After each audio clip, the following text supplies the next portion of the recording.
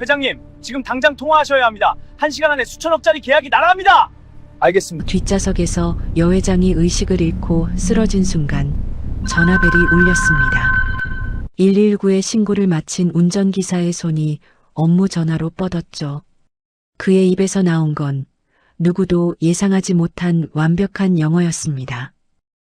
What exactly are the modification terms that the other party is demanding? 고아원 출신, 학벌도 없고 이력서에 내세울 것 하나 없던 남자.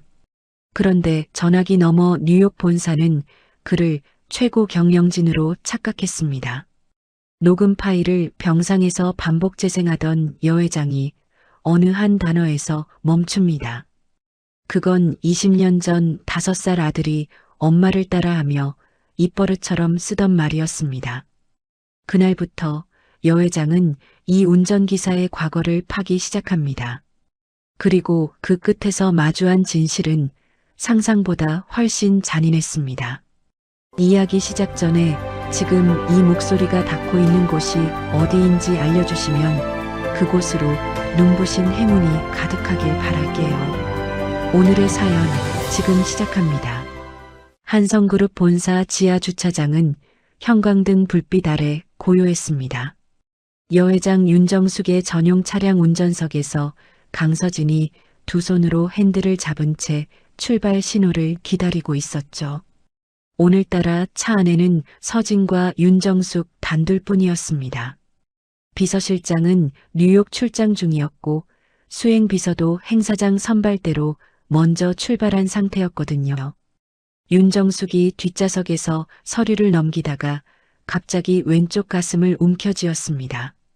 서진이 백미러를 통해 윤정숙의 얼굴을 확인한 순간 윤정숙의 고개가 옆으로 꺾이며 의식을 잃었죠.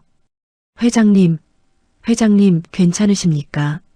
서진이 안전벨트를 풀고 뒷좌석으로 몸을 돌리며 윤정숙의 어깨를 흔들었습니다.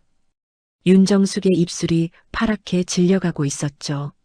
서진이 주머니에서 휴대폰을 꺼내 119에 전화를 거는 바로 그 순간 차량 거치대 위 업무폰 화면에 붉은 글씨가 떠올랐습니다. 뉴욕 본사 긴급. 벨소리가 차 안을 가득 채웠습니다. 서진은 쓰러진 윤정숙에게 119 연결을 기다리면서도 멈추지 않는 업무폰 벨소리에 시선을 빼앗겼죠. 119 교환원이 전화를 받았습니다. 한성그룹 본사 지하 주차장입니다. 60대 여성이 의식을 잃었습니다. 빨리 와주십시오. 서진이 위치와 증상을 전달한 뒤 전화를 끊자마자 업무폰은 여전히 울리고 있었습니다. 서진의 손이 업무폰 쪽으로 뻗었습니다. 통화 버튼을 누르는 순간 전화기 너머에서 다급한 목소리가 쏟아져 나왔죠. 회장님, 저 뉴욕 본사 재무총괄 마이클입니다. 지금 당장 통화하셔야 합니다.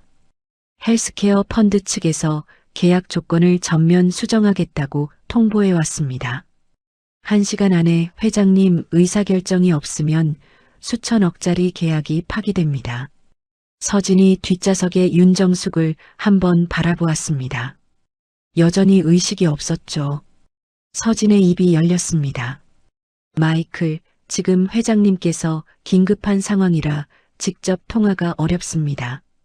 상대 측이 요구하는 수정 조건이 정확히 무엇입니까? 전화기 너머에서 짧은 침묵이 흘렀습니다. 마이클이 당황한 기색 없이 바로 조건들을 읊기 시작했죠. 서진의 입에서 나오는 말은 서울 토박이 운전기사의 것이 아니었습니다.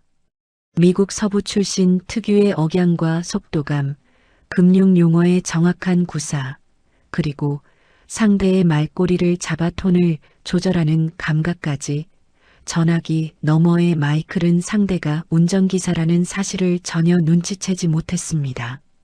마이클, 48시간 유예를 조건으로 수정안을 제시하십시오.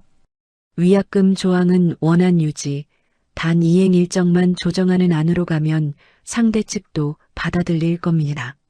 마이클이 잠시 뜸을 들이더니 대답했습니다. 알겠습니다. 그 방향으로 전달하겠습니다. 전화가 끊어졌습니다. 서진은 업무폰을 거치대에 내려놓고 다시 뒷좌석으로 몸을 돌렸습니다. 구급차 사이렌 소리가 지하 주차장 입구에서 울려 퍼지고 있었죠. 구급대원들이 윤정숙을 들것에 옮겨 실은 뒤 응급실로 향했습니다. 서진은 구급차를 따라 병원까지 운전한 뒤 응급실 복도 의자에 앉아 두 손을 깍지 끼고 고개를 숙였습니다. 2시간 뒤 윤정숙이 의식을 되찾았습니다. 뉴욕에 있던 비서실장이 급히 건 전화를 받아든 윤정숙의 표정이 순간 굳었죠. 뭐라고? 서진 씨가 뉴욕 전화를 받았다고? 윤정숙이 병상 위에서 몸을 일으키며 되물었습니다. 네, 회장님. 마이클이 보고해 왔습니다. 통화를 받은 분이 48시간 유예 조건부 수정안을 제시했고 상대 측이 수용했다고 합니다. 그런데 회장님, 마이클이 이상한 말을 했습니다. 통화 상대가 완벽한 미국 서부 억양이었다고. 윤정숙의 손가락 끝이 미세하게 떨리기 시작했습니다. 녹음 파일 있어? 네, 바로 보내드리겠습니다. 전화를 끄는 윤정숙이 이어폰을 귀에 꽂고 녹음 파일을 재생했습니다. 스피커에서 서진의 목소리가 흘러나왔죠. 윤정숙의 눈동자가 크게 흔들렸습니다. 서진의 억양 하나하나가 귓속을 파고들 때마다 윤정숙은 이불 위에 놓인 손을 꽉 쥐었습니다. 20년 전 미국 베벌리힐스 저택. 5살짜리 사내아이가 거실을 뛰어다니며 제잘거리던 목소리가 윤정숙의 머릿속에 겹쳐졌습니다. 특히 서진이 통화 끝에 무심코 내뱉은 한마디가 윤정숙의 숨을 먹게 했죠. 내일 아침 첫 번째로 다시 연락드리겠습니다. 서진이 통화 끝에 무심코 내뱉은 마지막 인사말은 한국식 비즈니스 표현이 아니라 미국 사업가들이 습관처럼 쓰는 특유의 영어 인사였습니다. 윤정숙 자신이 미국에서 살 때 업무 통화마다 입버릇처럼 쓰던 바로 그 표현이었고 어린 데니얼이 엄마를 흉내내며 따라하곤 했던 말이었죠. 윤정숙이 녹음을 멈추고 이어폰을 빼냈습니다. 천장을 올려다보며 입술을 깨물었죠. 설마 그럴 리가. 이제 장면은 6개월 전으로 돌아갑니다. 서울 외곽 반지하 원룸. 새벽 5시에 울린 알람을 서진이 더듬거리며 껐습니다. 좁은 방 안에는 접이식 매트리스와 작은 선반 하나가 전부였죠. 서진은 세수를 하고 편의점에서 사둔 빵 하나로 아침을 때운 뒤 현관을 나섰습니다. 고아원을 18배 퇴소한 뒤 주유소, 편의점, 대리운전을 전전했습니다. 통장 잔고가 바닥을 칠 때마다 새 일자리를 찾아 나섰고 어느 날 휴대폰으로 본 채용 공고 하나가 서진의 눈에 들어왔죠. 한성그룹 회장 전용 운전기사 채용. 서진은 7년간 단 한 건의 사고도 없는 운전 경력과 성실함 하나로 서류 전형을 통과했고 면접까지 올라갔습니다. 면접 당일 한성그룹 본사 로비에 처음 발을 들인 서진은 대리석 바닥과 천장에 매달린 거대한 조명을 올려다보았습니다. 하지만 표정 하나 흐트러뜨리지 않고 면접실 문을 열었죠. 면접관 3명이 날카로운 질문을 던졌고 서진은 짧고 정확하게 대답했습니다. 바로 그 시각 회장실에서 면접 장면을 CCTV로 지켜보던 윤정숙이 화면 속 서진에게 시선을 고정했습니다.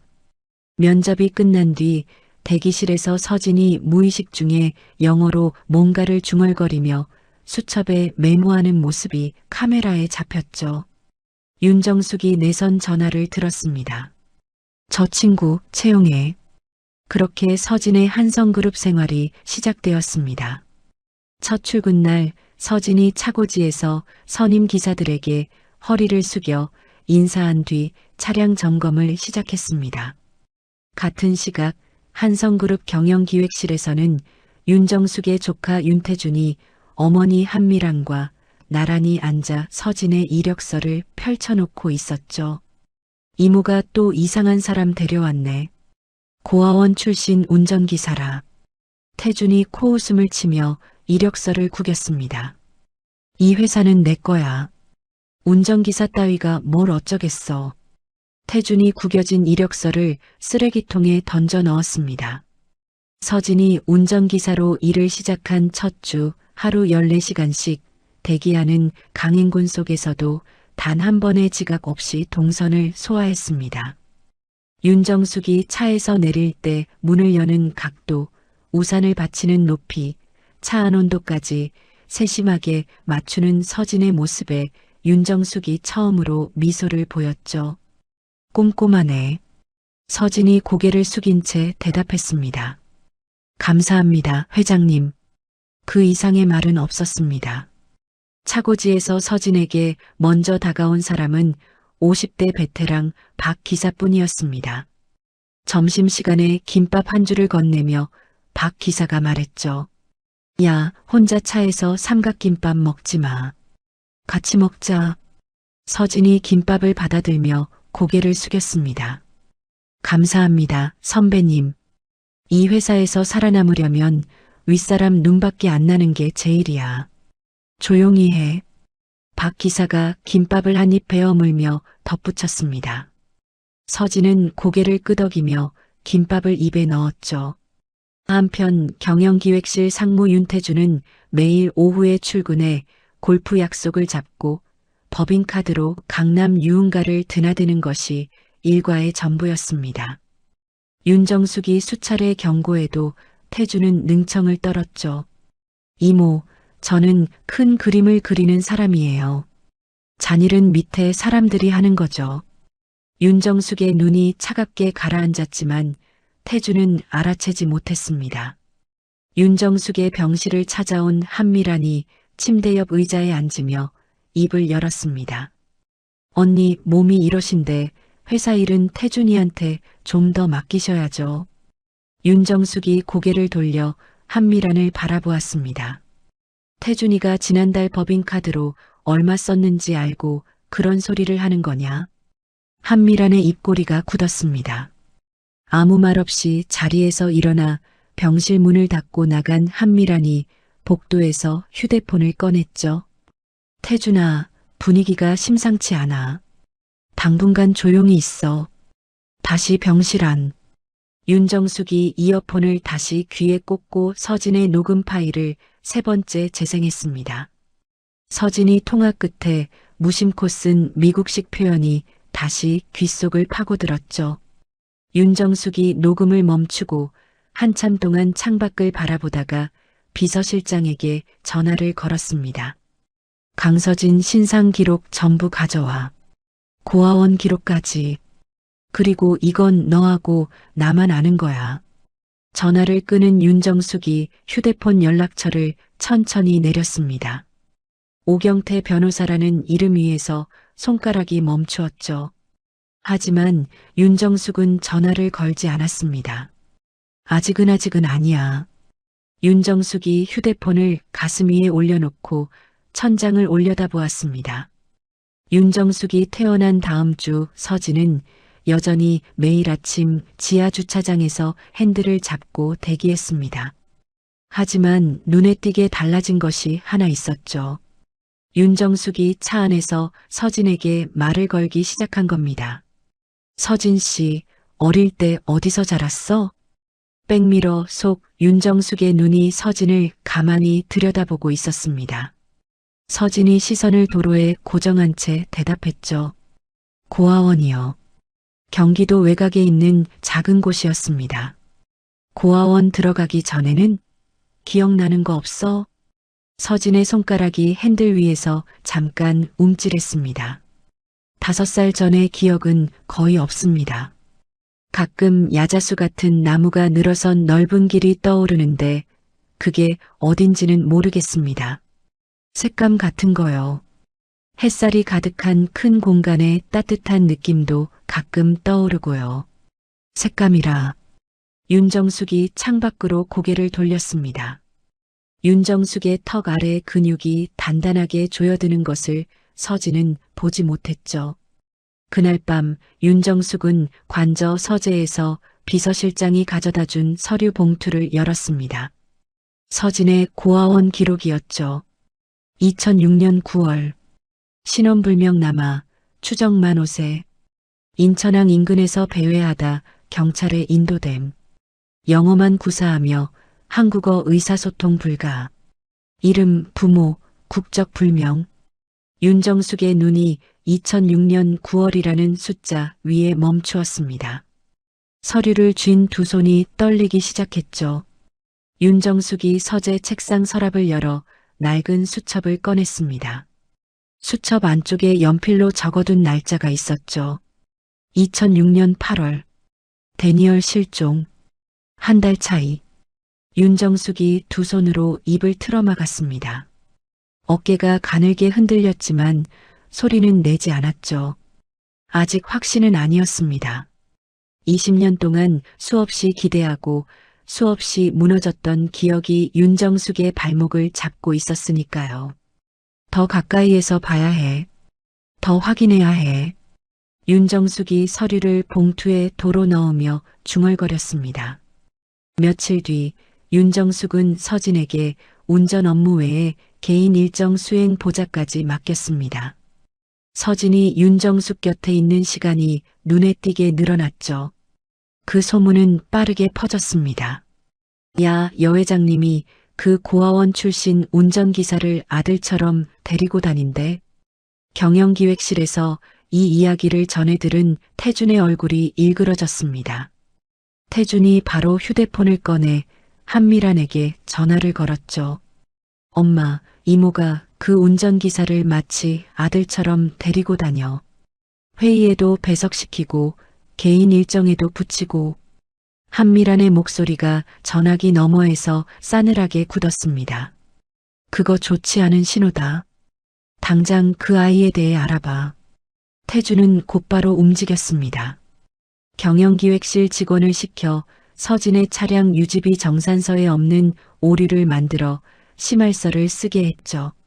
선임 기사들에게는 하나하나 전화를 돌렸습니다.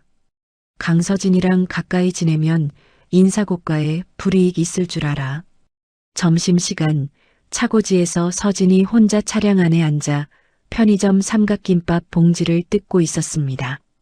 창밖으로 다른 기사들이 삼삼오오 모여 식사하는 모습이 보였죠. 서진은 그쪽을 보지 않고 삼각김밥을 입에 넣었습니다.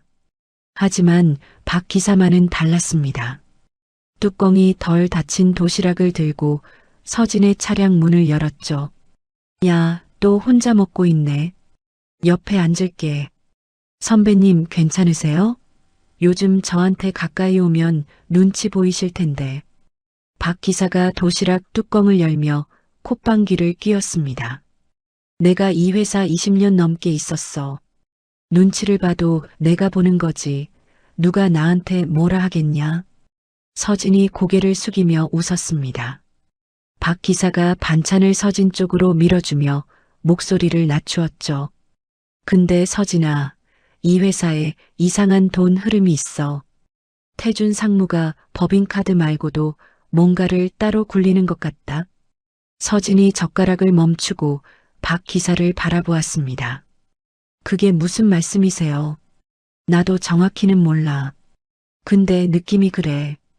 20년 있으면 냄새가 나거든. 박 기사가 밥을 한 숟갈 뜨며 말끝을 흐렸습니다. 그날 오후 윤정숙이 서진에게 오늘은 일찍 퇴근하라고 말하며 커다란 화보집 하나를 건넸습니다. 내가 예전에 미국에서 살았을 때 좋아하던 풍경이야. 심심하면 한번 펼쳐봐. 서진이 두 손으로 화보집을 받았습니다. 감사합니다, 회장님. 원룸으로 돌아온 서진이 접이식 매트리스 위에 앉아 화보집을 펼쳤습니다. 페이지를 넘기던 서진의 손이 멈추었죠. 산타모니카 해변의 관람차 사진이었습니다. 서진의 눈에 갑자기 물기가 차올랐습니다. 이유를 알 수 없었죠. 눈물이 양보를 타고 흘러내렸습니다. 서진은 한참 동안 그 페이지를 넘기지 못한 채 사진을 내려다보았죠. 왜 이러는 거지 내가 왜. 서진이 손등으로 눈물을 닦았지만 무언가가 가슴 안쪽에서 끝없이 밀려 올라오는 것을 멈출 수가 없었습니다. 다음 날 아침 서진이 차량을 대기시키고 있을 때 정문 앞에 스포츠카가 끼어들며 급정거했습니다. 태준이 차에서 내리며 서진과 눈이 마주쳤죠. 태준이 서진을 위아래로 훑어보았습니다. 고아원 출신이 여기서 무슨 꿈이라도 꾸는 거야? 분수를 알아야지. 주변에 한성그룹 직원 서너 명이 서 있었습니다. 고개를 돌리거나 시선을 피했지만 귀는 열어두고 있었죠. 서진이 주먹을 꽉 쥐었습니다. 고개를 숙였지만 턱 아래 근육이 단단하게 굳어 있었죠. 멀리서 그 장면을 지켜보던 비서실장이 곧바로 회장실로 향했습니다. 보고를 받은 윤정숙이 태준을 회장실로 불렀습니다. 서진 씨한테 한 말, 당장 사과해. 태준이 두 손을 주머니에 찌른 채 대답했죠. 남의 집 운전기사한테 왜 이러세요, 이모. 윤정숙이 책상 위에 손바닥을 내려놓았습니다. 이 회사의 오너는 나야. 내 직원한테 함부로 하는 걸 내가 가만히 두겠냐. 태준의 입이 닫혔습니다. 회장실 문을 열고 나가는 태준의 걸음이 빨라졌죠. 복도로 나오자마자 휴대폰을 꺼냈습니다. 엄마, 이모가 확실히 이상해. 그 운전기사한테 뭔가 감정이 있어. 한미란이 강남의 고급 한정식 집에서 태준을 만났습니다. 개인 룸 안에서 한미란이 찻잔을 내려놓으며 말했죠. 언니가 20년 전에 아이를 잃고 나서 가끔 멀쩡한 남의 아이한테서 데니얼을 떠올리는 적이 있었어. 그 운전기사한테도 뭔가를 보고 있는 거야. 한미란이 찻잔 위로 시선을 떨어뜨리며 덧붙였습니다. 결론은 하나야. 저 운전기사가 이 회사에서 사라져야 해. 태준이 고개를 끄덕였죠. 약점을 잡아야죠. 사설 탐정을 쓸 건데 아무나 쓰면 안 돼. 한미란이 핸드백에서 명함 한 장을 꺼내 태준 앞에 밀었습니다. 명함에는 데이비드리라는 이름이 적혀 있었죠. 어느 저녁 서진이 윤정숙의 퇴근길 운전을 하고 있었습니다. 뒷좌석에서 윤정숙이 창밖을 바라보다가 오래된 습관처럼 자장가를 흥얼거리기 시작했죠. 쉿, 아가야, 울지 마. 영어 자장가였습니다. 나지막한 허밍이 차 안을 채웠죠. 백미러 속 서진의 눈동자가 갑자기 크게 흔들렸습니다. 서진의 입술이 미세하게 움직이기 시작했죠. 윤정숙이 백미러를 통해 서진의 입술을 정확히 보았습니다. 노래를 멈추었습니다. 숨을 죽였죠. 서진이 자신도 모르게 다음 소절을 음조리고 있었습니다. 엄마가 작은 새 한 마리 사줄게. 거의 들리지 않는 목소리였습니다. 서진이 퍼뜩 정신을 차리고 입을 다물었죠. 서진 씨. 윤정숙의 목소리가 갈라졌습니다. 그 노래 어디서 들었어? 서진이 핸들을 쥔 채 고개를 가로저었습니다. 모르겠습니다, 회장님. 어디서 들었는지 기억이 안 납니다. 윤정숙이 창밖으로 고개를 돌렸습니다. 유리창에 비친 윤정숙의 볼 위로 눈물이 소리 없이 흘러내리고 있었죠. 그날 밤 관저 서재. 윤정숙이 서진의 고아원 기록, 녹음 파일, 그리고 서진이 차 안에서 했던 말들을 메모한 노트를 책상 위에 펼쳐놓았습니다. 하나하나 손가락으로 짚어가며 연결했죠.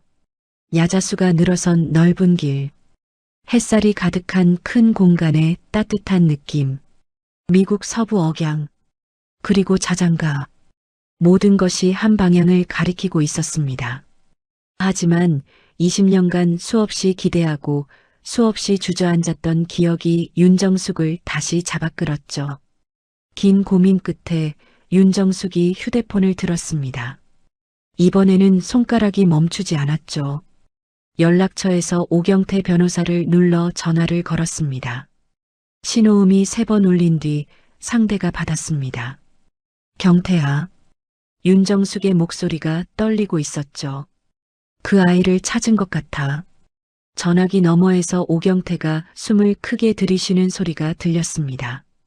다음 날 아침 태준의 책상 위에 갈색 서류 봉투가 놓여 있었습니다. 한미란이 의뢰한 데이비드 리가 보낸 서진에 대한 1차 조사 보고서였죠. 태준이 봉투를 뜯고 보고서를 넘기며 혀를 찼습니다. 뭐야, 쓸 게 없잖아. 고아원 출신이고 범법 기록도 없고 약점이 하나도 없네. 마지막 페이지를 넘기던 태준의 손이 멈추었습니다. 대상자는 고아원 입소 당시 영어만 구사, 한국어 불가, 신원 미상으로 등록됨. 태준의 눈이 그 문장 위에 박혔습니다. 휴대폰을 꺼내 한미란에게 전화를 걸었죠. 엄마, 보고서 왔는데 특이한 게 하나 있어. 그 운전기사가 고아원에 처음 들어갔을 때 영어만 했대. 한국말을 하나도 못했다더라. 전화기 너머에서 한미란의 숨소리가 멎었습니다. 뭐라고? 그 아이가 영어를 하고 있었다고? 한미란의 목소리가 한 옥타브 올라갔죠. 태준이 눈을 가늘게 떴습니다. 엄마, 왜 그렇게 놀라? 그냥 영어 하는 애였다는 건데. 아니, 놀란 거 아니야. 알겠어, 끊어. 한미란이 서둘러 전화를 끊었습니다. 태준은 빈 화면이 된 휴대폰을 내려다보며 고개를 갸웃했지만 더 캐묻지는 않았죠. 한미란은 전화를 끊자마자 한성그룹 본사로 향했습니다.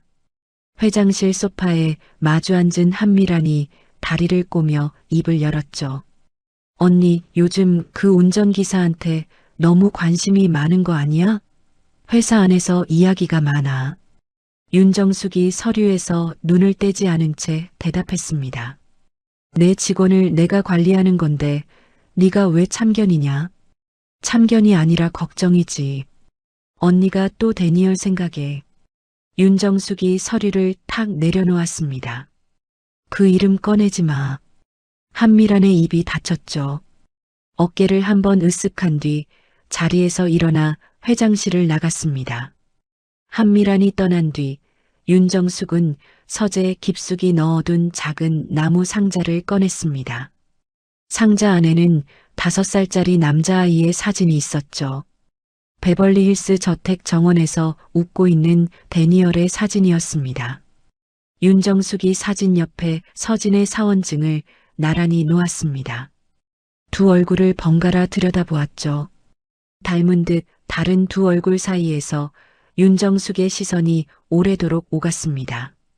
그 사이 태준은 더 직접적인 방법으로 움직이기 시작했습니다. 차고지 관리 책임자를 따로 불러냈죠. 여 회장님 전용 차량 블랙박스 영상, 내가 필요한 대로 편집할 수 있지? 관리 책임자가 고개를 떨구며 대답했습니다. 상무님, 그건 좀. 태준이 두꺼운 봉투를 관리 책임자의 가슴팍에 밀어 넣었습니다. 할 수 있냐고 물었어. 관리 책임자가 봉투의 두께를 손끝으로 확인한 뒤 고개를 끄덕였죠. 태준이 만들어낸 것은 서진이 차량 안에서 윤정숙의 서류를 몰래 뒤지는 것처럼 보이는 편집 영상이었습니다. 이 영상이 감사팀의 익명으로 접수되었죠. 한편 윤정숙은 서진의 반응을 더 확인하고 싶었습니다. 미국 출장 브리핑 자리에 서진을 배석시켰죠. 화상 화면에 미국 서부의 도심 전경이 잠깐 비치는 순간 서진의 시선이 화면에 고정되었습니다. 눈동자가 미세하게 흔들렸죠. 회의가 끝난 뒤 윤정숙이 아무렇지 않게 물었습니다. 서진 씨, 혹시 인앤아웃 버거 먹어본 적 있어? 서진이 반사적으로 대답했습니다. 더블더블에 구운 양파 추가요. 말이 끝나자마자 서진의 입이 굳었습니다. 자기 입에서 나온 말에 스스로 당황한 거죠. 아, 그게 어디서 들은 건지 모르겠습니다. 윤정숙이 고개를 끄덕이며 자리에서 일어났습니다. 서진에게 등을 보인 윤정숙의 눈이 붉어져 있었지만 서진은 그것을 볼 수 없었죠. 며칠 뒤 윤정숙은 서진을 데리고 이태원의 작은 미국식 식당에 들렀습니다. 식당 문을 열고 들어선 서진이 카운터 위에 놓인 노란색 겨자병을 보자마자 집어들었습니다. 뚜껑을 열고 냄새를 맡았죠. 주크박스에서 흘러나오는 옛날 팝송에 고개를 까딱이며 흥얼거리기까지 했습니다. 윤정숙이 맞은편에서 메뉴판 뒤에 얼굴을 숨긴 채 서진의 모습을 지켜보았죠. 바로 그 무렵 감사팀장이 서진을 별도 회의실로 불렀습니다.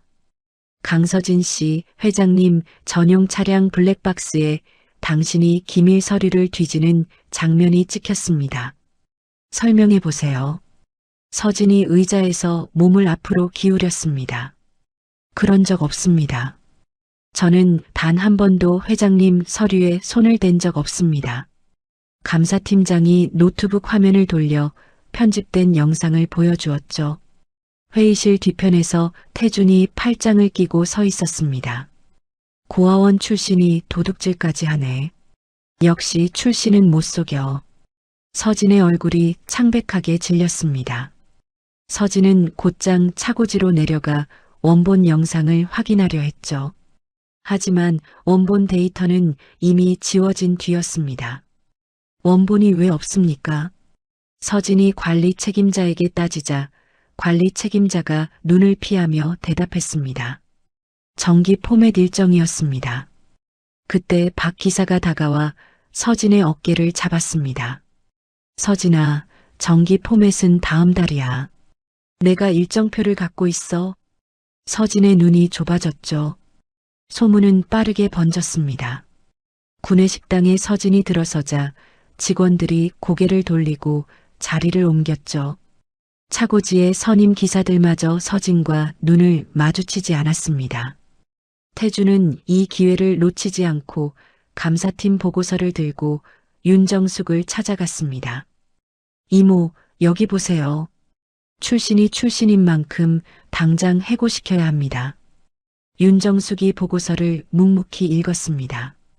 한참을 침묵한 뒤 입을 열었죠. 증거를 더 확인해 보겠다. 태준의 볼 근육이 실룩거렸지만 더 이상 말하지 못했습니다. 그날 밤 윤정숙은 본사 보안팀 직원 한 명을 극비리에 불러 블랙박스 영상의 원본 복구와 조작 여부를 분석하라고 지시했습니다. 그리고 서진을 관저로 불렀죠. 서재에서 마주 앉은 두 사람 사이로 긴 침묵이 흘렀습니다. 서진 씨, 나는 그 영상을 믿지 않아. 하지만 지금 회사 안에서 서진 씨 편은 나밖에 없는 상황이야. 서진이 고개를 숙인 채 듣고 있었죠. 윤정숙이 한 호흡을 고르고 물었습니다. 어린 시절 기억 중에 한국이 아닌 다른 나라에서 살았던 기억 조금이라도 있어? 서진이 오래 망설였습니다. 두 손을 무릎 위에 올려놓고 손가락을 깍지 끼었죠.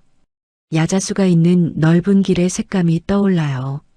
파란 바다가 보이는 어떤 장소에서 불어오던 바람 냄새도요. 큰 공간에서 뭔가 달콤한 것이 구워지던 냄새. 그리고 어떤 여자가 영어로 노래를 불러주던 목소리. 서진이 깍지 낀 손가락에 힘을 주며 말을 이었습니다. 이런 게 올라올 때마다 일부러 무시했습니다. 고아원 출신한테 이런 기억은 사치 같아서요. 그냥 외면하고 살았습니다. 윤정숙이 의자 등받이를 쥔 손이 하얗게 질렸습니다. 야자수가 있는 넓은 길, 파란 바다가 보이는 장소, 달콤한 것이 구워지던 큰 공간, 영어 노래를 불러주던 여자. 윤정숙은 그 하나하나가 무엇인지 정확히 알고 있었죠. 하지만 지금 서진 앞에서 무너지면 안 되었습니다. 그 기억들 소중히 간직해. 윤정숙이 떨리는 목소리를 겨우 가다듬으며 말했습니다. 서진이 고개를 숙여 인사하고 서재를 나갔죠. 서진이 떠난 뒤 윤정숙은 서재 문을 잠갔습니다. 벽장 안쪽 금고를 열었죠. 20년간 한 번도 꺼내지 않았던 가족 앨범이 안에 있었습니다.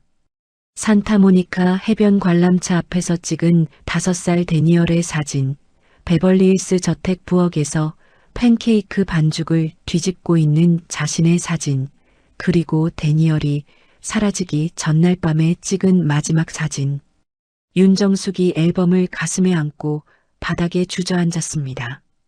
소리 없이 어깨를 떨며 울었죠. 같은 밤 태준의 오피스텔. 한미란이 소파에 앉아 다리를 꼬며 말했습니다. 블랙박스 건으로 안 되면 더 확실한 수를 써야 해. 관저에서 물건을 훔치려 했다는 새 이야기를 만들어. 태준이 와인잔을 내려놓으며 물었죠. 엄마, 그 운전기사가 혹시 정말 데니얼이랑 관련 있는 거 아니야? 한미란의 몸이 순간 굳었습니다. 하지만 금방 표정을 추슬렀죠. 데니얼은 20년 전에 죽은 거야. 그런 말 다시 꺼내지 마. 태준은 어머니의 얼굴을 물끄러미 바라보았습니다. 죽었다고 단정짓는 한미란의 말투가 단순한 추측치고는 지나치게 확신에 차 있었죠. 하지만 태준은 더 묻지 않고 와인잔을 다시 들었습니다. 그 시각 오경태 변호사가 서울에 도착했습니다. 윤정숙의 관저 서재에 들어선 오경태는 코트를 벗으며 윤정숙과 마주 앉았죠. 윤정숙이 그동안 모은 모든 자료를 오경태 앞에 펼쳐놓았습니다. 고아원 기록, 영어 통화 녹음, 서진의 기억 파편들, 자장가, 미국 음식에 대한 반사적 반응. 오경태가 자료를 하나하나 읽어가며 턱을 매만졌습니다. 정황은 이미 충분해. 이제 물적 증거를 확보해야 해. 오경태가 자료를 정리하며 말했죠. 인천항 2006년 화물선 입항 기록, 미국 쪽 의료 기록 대조, 그리고 마지막은 유전자 감정이야. 이 3단계를 밟으면 된다. 윤정숙이 고개를 끄덕이며 오경태의 손을 잡았습니다. 경태야, 부탁한다. 오경태가 떠난 새벽 윤정숙은 서재에 홀로 앉아 노트북을 열었습니다. 20년간 한 번도 재생하지 않았던 영상 파일을 찾았죠. 데니얼의 5살 생일 축하 영상이었습니다. 화면 속에서 어린 데니얼이 케이크 앞에 앉아 환하게 웃고 있었습니다. 윤정숙이 영상을 멈추고 화면 속 데니얼의 눈매를 손가락으로 짚었죠. 반드시 증명해낸다. 윤정숙이 노트북을 닫고 약통을 꺼냈습니다. 심장약 2알을 물과 함께 삼켰죠. 약을 삼키는 윤정숙의 손끝이 가늘게 떨리고 있었습니다. 이틀 뒤 이른 아침, 인천공항 입국장에서 캐리어를 끌고 나온 남자가 있었습니다. 50대 후반의 다부진 체격에 짧은 회색 머리, 데이비드 리였죠. 한미란이 미국에서 급히 불러들인 인물이었습니다. 데이비드 리는 20년 전 미국에서 데니얼 실종 사건을 직접 수사했던 전직 형사 출신의 사설 탐정이었죠. 한미란이 데이비드 리를 고른 이유는 단 하나, 20년 전 수사 기록에 누구보다 정통한 사람이었기 때문입니다. 한미란의 속셈은 데이비드 리를 매수해서 과거 수사 기록 중 자신에게 불리한 자료를 없애고 서진의 과거를 완전히 묻어버리는 것이었죠. 하지만 데이비드 리의 가슴속에는 다른 것이 들어있었습니다. 20년간 미제로 남은 사건, 찾지 못한 아이에 대한 죄책감이 데이비드 리의 발목을 여전히 붙잡고 있었죠. 같은 시각 오경태는 본격적인 추적 작업에 들어갔습니다. 사무실 책상 위에 윤정숙이 건넨 모든 자료를 펼쳐놓고 연결고리를 짚어나갔죠. 서진의 고아원 입소가 2006년 9월, 데니얼 실종이 2006년 8월. 한 달 차이야. 그리고 인천항을 통한 화물선 루트는 추적이 가장 어려운 경로지. 오경태가 메모를 하며 혼잣말을 했습니다. 우연이 아니야. 오경태는 법원에 인천항 화물선 입항 기록 열람 명령을 신청했습니다. 동시에 미국 법의학 기관의 데니얼의 어린 시절 병원 기록과 서진의 현재 신체 정보를 대조해달라는 공식 의뢰서를 발송했죠. 한편 태주는 감사팀의 서진 징계가 윤정숙에 의해 보류된 것에 이를 갈고 있었습니다. 경영기획실 의자 등받이에 몸을 젖히며 중얼거렸죠.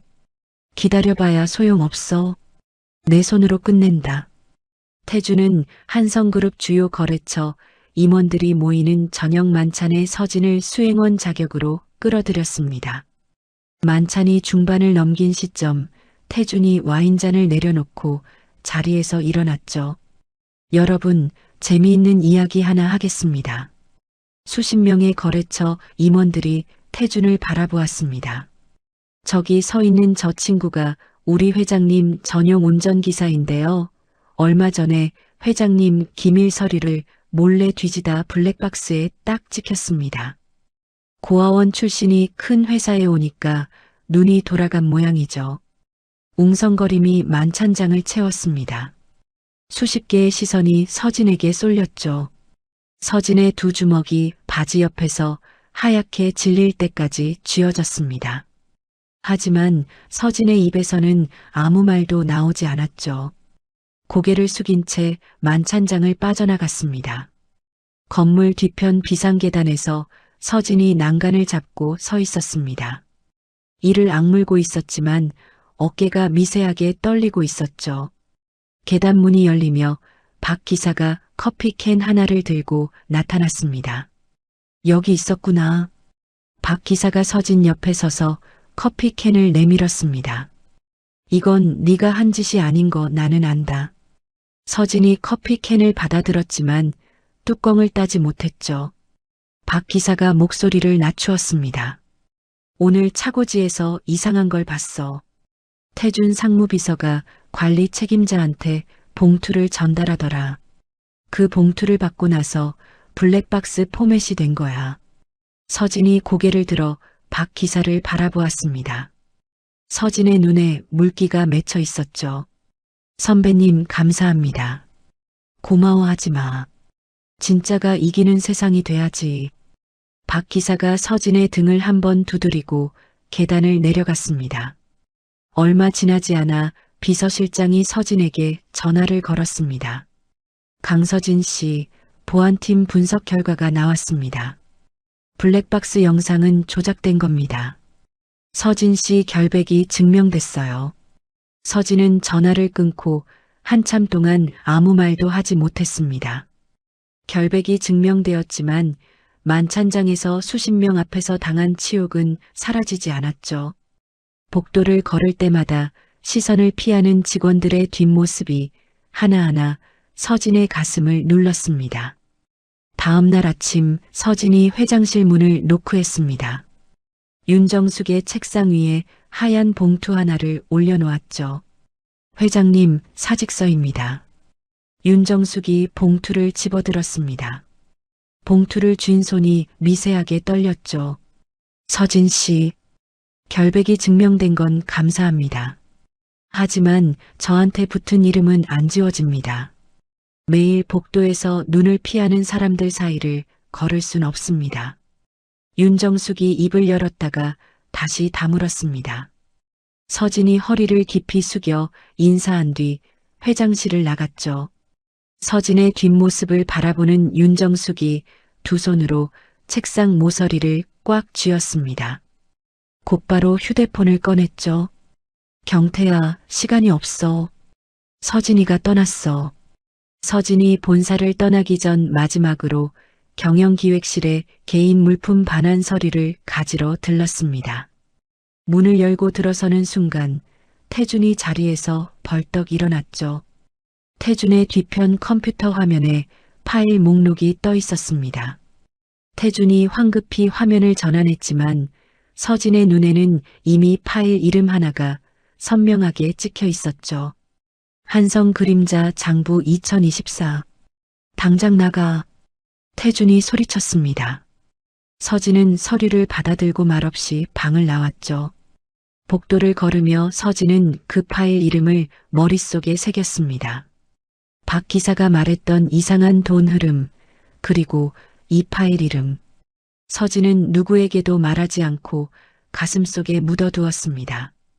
같은 시각 데이비드 리는 인천항 인근 고아원의 오래된 기록을 뒤지고 있었습니다. 2006년 입소 기록과 당시 인천항 화물선 입항 기록을 나란히 펼쳐놓았죠. 두 기록의 날짜와 정황이 맞물리는 순간 데이비드 리의 손이 멈추었습니다. 20년 전 미국에서 실종된 한인 아동 데니얼 윤 사건의 미제 수사 파일이 머릿속에 겹쳐졌죠. 데이비드 리가 의자 등받이에 몸을 기대며 천장을 올려다보았습니다. 이게 맞는 건가? 한미란에게 보고해야 했습니다. 하지만 데이비드 리의 손은 한미란의 번호를 누르지 못했죠. 대신 자료 사본을 따로 만들어 호텔 금고에 넣었습니다. 며칠 뒤 데이비드 리가 한미란을 찾아갔습니다. 강남의 한 호텔 라운지에서 마주 앉은 한미란에게 축소된 보고서를 건넸죠. 단순 고아원 출신입니다. 특이사항 없습니다. 한미란이 보고서를 훑어보다가 시선을 들어 데이비드 리를 똑바로 바라보았습니다. 20년 전 수사 기록 중에 나에 대한 자료 다 처리한 거 맞지? 데이비드 리가 커피잔을 들며 고개를 끄덕였습니다. 깨끗합니다. 한미란이 자리에서 일어나 라운지를 나갔습니다. 데이비드 리가 한미란의 뒷모습을 바라보며 코트 안주머니 속 작은 녹음기를 손끝으로 확인했죠. 한미란이 방금 한 질문이 고스란히 녹음되어 있었습니다. 그날 밤 한성그룹을 떠난 서진은 원룸 천장을 올려다보며 잠을 이루지 못했습니다. 태어나서 처음으로 결심했죠. 자신의 과거를 스스로 찾아보기로. 서진은 고아원 시절 유일하게 친했던 보육사 김 선생님을 수소문했습니다. 일주일 만에 경기도 외곽의 작은 아파트를 찾아냈죠. 초인종을 눌렀습니다. 문이 열리자 흰머리의 김 선생님이 서진을 알아보고 두 손으로 입을 막았습니다. 세상에 서진이구나. 김 선생님이 서진의 두 팔을 잡고 울먹였죠. 작은 거실로 들어간 서진에게 김 선생님이 보리차를 내밀며 입을 열었습니다. 서진아, 네가 처음 고아원에 왔을 때 한국말을 하나도 못했어. 영어로만 울면서 엄마를 찾았지. 네가 워낙 울어서 내가 밤마다 안아주고 영어 자장가를 불러줬단다.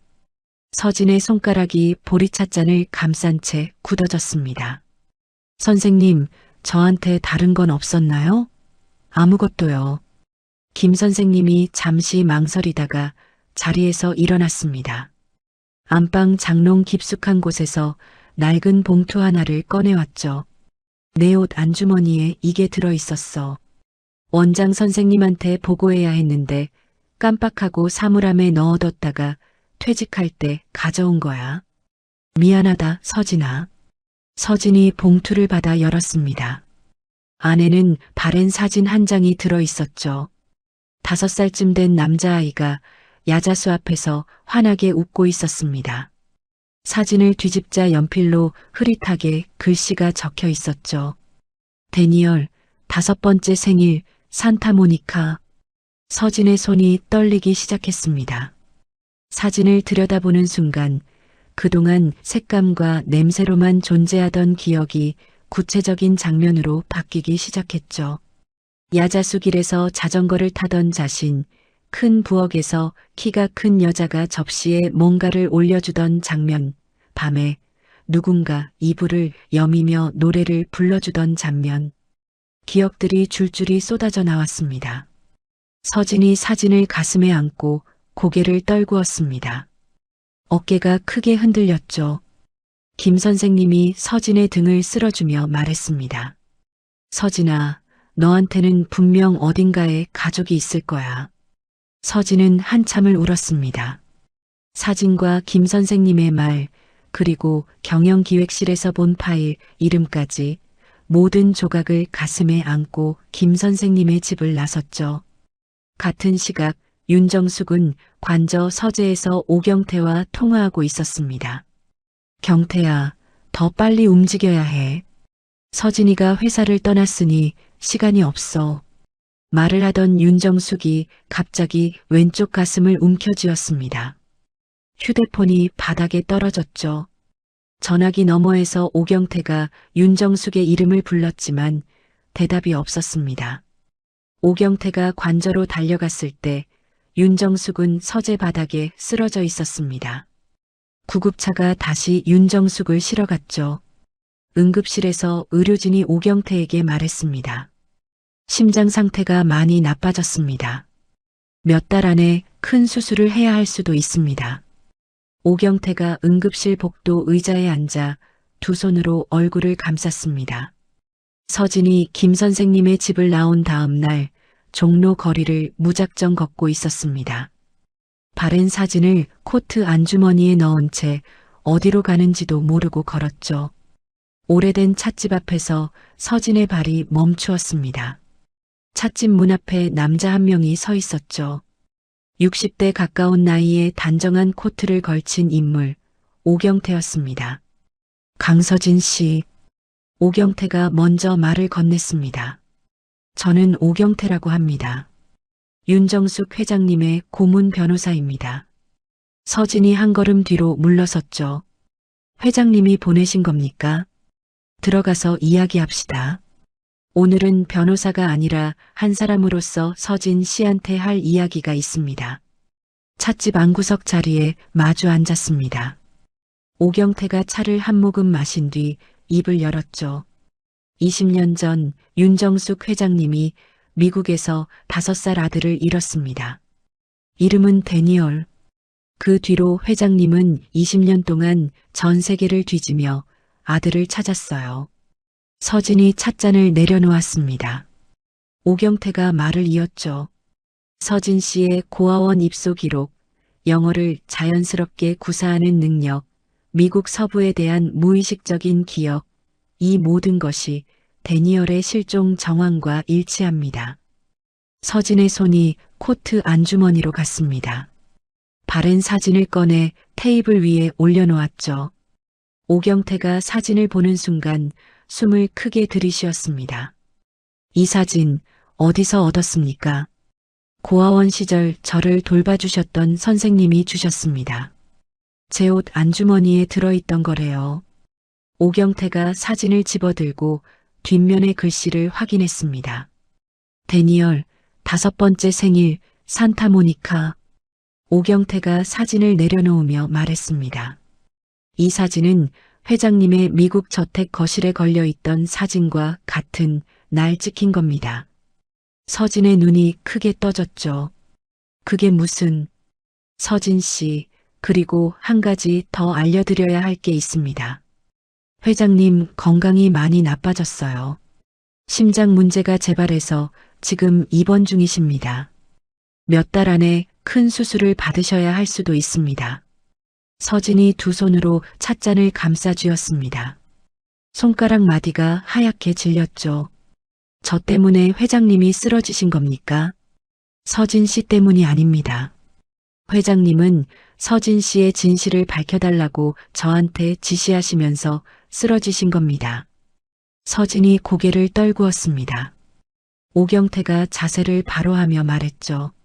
서진 씨의 정체를 증명하는 것은 제가 맡겠습니다. 하지만 그 전에 한성그룹 안에서 서진 씨를 쫓아내려 한 세력이 왜 그렇게 필사적이었는지도 파악해야 합니다. 오경태는 곧바로 움직였습니다.